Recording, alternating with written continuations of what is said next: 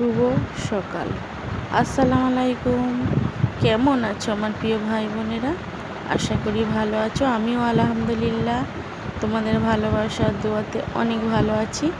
এখন অনেক ভোর 5টা বাজে।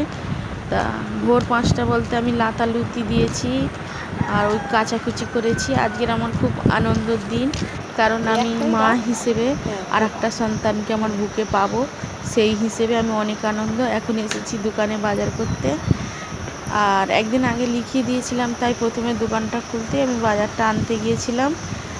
তা বাজারটা এনে দিলে আমার ভাবি তো রান্না বান্না করবে, তা বাজার এনে দিলে তবে রান্না বান্না করবে। তা আমি ভিডিও করিনি। কেন করিনি? জামাই শ্বশুরবাড়ি আসবে, তা আমার একটা খারাপ লাগছিল।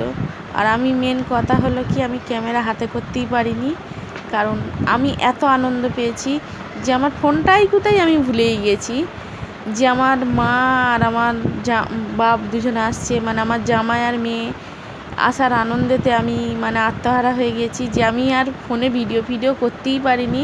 যে আমার বুকের ভেতরে একটা আলাদা ফিলিংস হচ্ছে। আমার মেয়েকে আমার বুকের ভেতরে যখন জড়িয়েছি, তখন সে আমার বুকটা যেন খালি বুকটা, আমার অনেক স্বপ্ন ছিল, কষ্ট ছিল যে আমি হয়তো কোনো দিন আমার মেয়েকে দেখতে পাবো নি, যে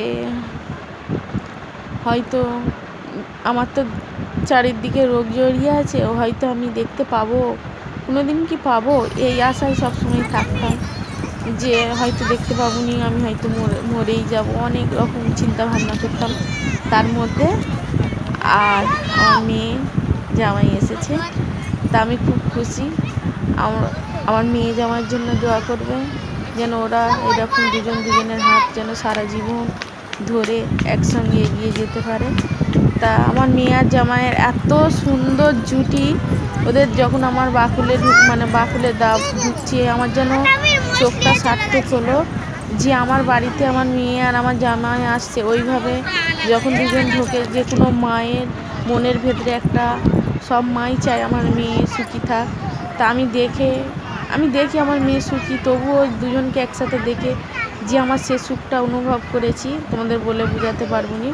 তা আমার বাড়ির সবাই আমার মেয়েকে দেখে অনেক খুশি। আমার ভাই, আমার দাদা, আমার ভাবিরা, আমাদের পরিবারের সবাই, আমার ছেলের বন্ধুরা সবাই অনেক খুশি, অনেক আনন্দ। দাদা তাদের মনে হচ্ছে দাদা তাদের প্রাণ। দাদা দাদা করে, আর বড় বড় ছেলেরা দিদি দিদি করে যেন ঘুরতে, যেন মনে হয় আমার সাকিবুলের মতো তারা। তাই এই আনন্দগুলো আমি তোমাদের সঙ্গে শেয়ার করতে পারিনি, হয়তো কোনো এক সময় করবো। তা সবাই ভালো থেকো, সুস্থ থেকো, আর দোয়া করো আমার পরিবারের জন্য।